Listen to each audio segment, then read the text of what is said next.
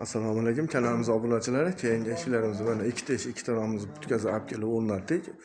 O'zimiz mana kulli tomonga dushamasiga olib keldik.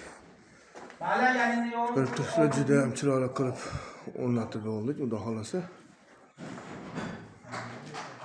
Ularimiz mana mokri.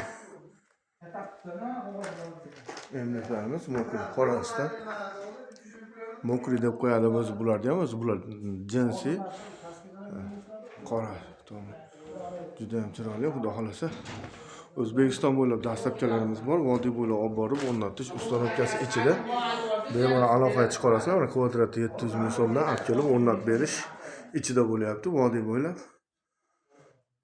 Oynalarimiz ichkari qorong'i bo'lmasligi uchun oq oyna qo'yganmiz.